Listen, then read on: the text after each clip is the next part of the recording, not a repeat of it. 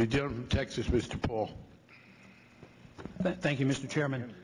In my opening remarks, I mentioned that Title 31 gives the GAO authority to audit the Fed, except in the final conclusion, they exempt the Federal Reserve and the FDIC and the Comptroller of the Currency, so there is no authority.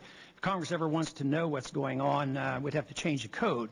For instance, right now, I think it would be important for us to know what our monetary authorities are thinking about and talking about and planning internationally, because this system isn't working and a new system is going to be devised, and I'm sure it's been discussed. I'd like to know if there's plans for another pseudo-Bretton Woods agreement. It's very, very important to us. It's important to our sovereignty. It's important to our well-being, but we don't even have the right to know that as members of Congress.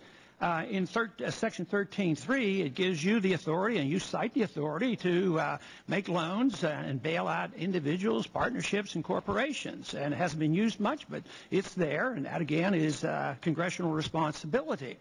But, you know, transparency is one thing, and I want that because I think it would expose the system to how it operates. But there's more to it than that. To me, it's the power.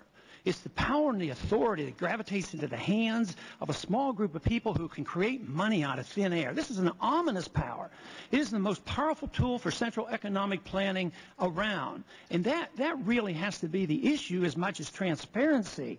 Once you have this power to control money and credit, and central plan, you can distort contracts. So we're talking about distorting contracts, rewriting contracts when we get involved in these bailouts like we have been. But, you know,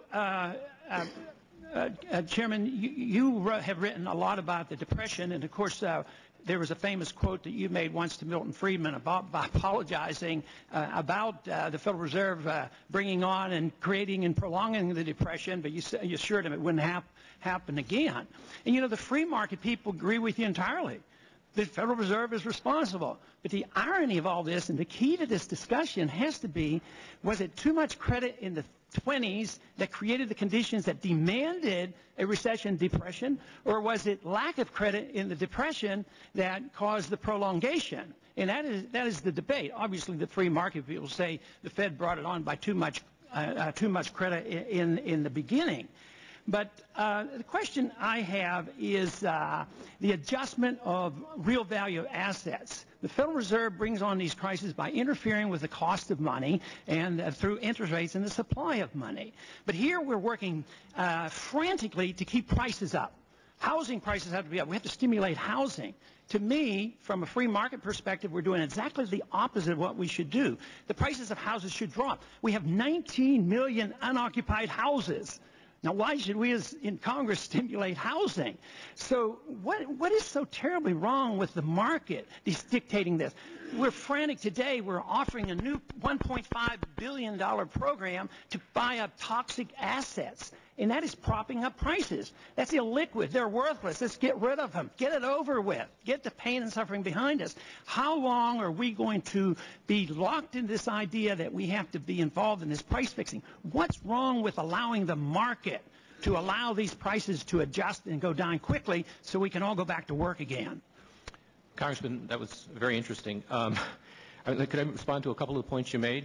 First of all, on the Great Depression, Milton Friedman's view was that the cause was the failure of the Federal Reserve to avoid excessively tight monetary policy in the early 30s. That was Friedman and Schwartz's famous book.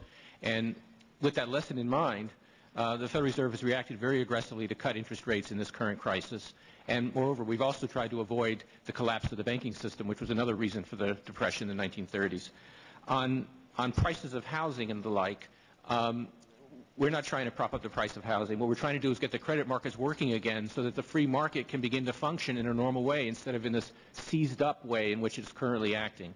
And finally, on price fixing of so-called toxic or legacy assets, the plan that Secretary Geithner described this morning would have as an important component private asset managers making purchases based on their own profit maximizing analysis. So that would be true market prices that would free up what is now a frozen market and get transactions flowing again and should restore real price discovery to those markets.